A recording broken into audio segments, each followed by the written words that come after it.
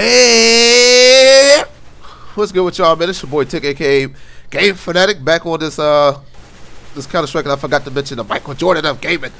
But back on this Counter-Strike playing team deathmatch, man. I'm trying to get good at this Counter-Strike Ghost, cause I'm some trash at it, yo. I'm some trash.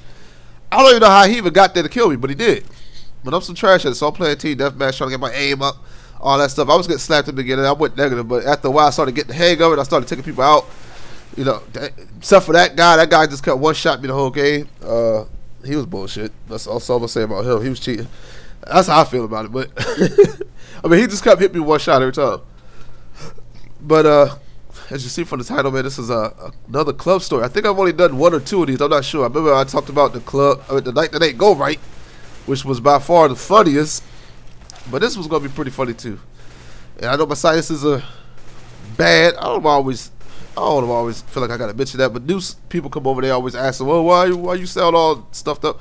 It's because allergies. Well, right now it's because it's cold in this room. It's 6 degrees in Baltimore right now. We got the heat on 80. It's 70 something. It's 71 degrees in the house when the heat is on 80. So it's cold. So anyway, so the cold ass make my nose all stuffy and stuff like that. So it sucks. But I wanted to do this commentary because I haven't done it in a while, so I'm doing it anyway. So this night was a funny night. This is the night that was over before it even got started. Well, at least for somebody it was. But anyway, so the way it happened was, all right, me and my dude decided to go to the club or whatever. And this was about 2 or 3 years ago when my homeboy just started drinking. Now, mind you, I don't drink. Before you guys ask me, do I drink? I don't drink. Not a drinker. But he just started drinking around this time, and he's a hefty guy, so he don't really know his limits because he could drink a lot without really feeling the effect. Unlike other people, I gave him the dupe though, but he really couldn't tell his limits at this time, and I still think he can't. But at this time, I know he definitely couldn't tell his limits. So we get to the club. This dude decides to order. He ordered about 4 Long Island iced teas. So mind you, it's 8 o'clock. All right, we used to go to the club early. One, I didn't like to pay. I was being cheap. When you go to the club at 8 o'clock, that's before you have to pay because it's pretty much like a come-in bar and lounge at the time. And then it turns into a club around 10 o'clock. And that's where all the people start coming in around like 11 to 12 o'clock. That's when they get live. So we be in there early, just playing pool or whatever, or just chilling. So he got 4 Long Island iced teas. I'm like, yo, you hit the iced teas a little too hard, bro. And he like, man, I'm good, yo. What you talking about, yo? I'm good. And look, whenever you got a homeboy and you ask him, yo, is he alright? And he say he not drunk, the motherfucker is drunk, okay? So he was drunk. He was drunk, but he was trying to, he was trying to tell me like he wasn't drunk. He was like, man, I'm not even drunk, yo. I'm not even drunk. I'm good. So I knew right then and there he was drunk. Plus he had a little glassy-eyed smile, and he was like, his head was nodding a little bit, and he was doing everything a little slower. So I could tell he was there. So I'm like, yo, I think you need to chill out. He's like, man, come on, yo, I'm not chilling out, bro. I'm good. I got this, yo. So my brother wants to come over. My brother, he get like 2 Long Island iced teas, right? They hit this night off with some of y'all might know about this. That 151 Bacardi. He'll finish it off with that. So he'll finish off with that and a Coke, just to chase it. So he came over to my homeboy. He was like, hey, yo, take a hit of this, yo. Take a hit of this, yo. I'm like, dog, don't you dare do it, yo. You already done right now. He like, yo, what you talking about, yo? I got this, yo. I'm not drunk. So he take a little sip. Just a little sip. And his face went ugly. Like he went Sam Cassell face, like real ugly. Like it was that face like, yo, if my throat about to break or something. Like it was a horrible look.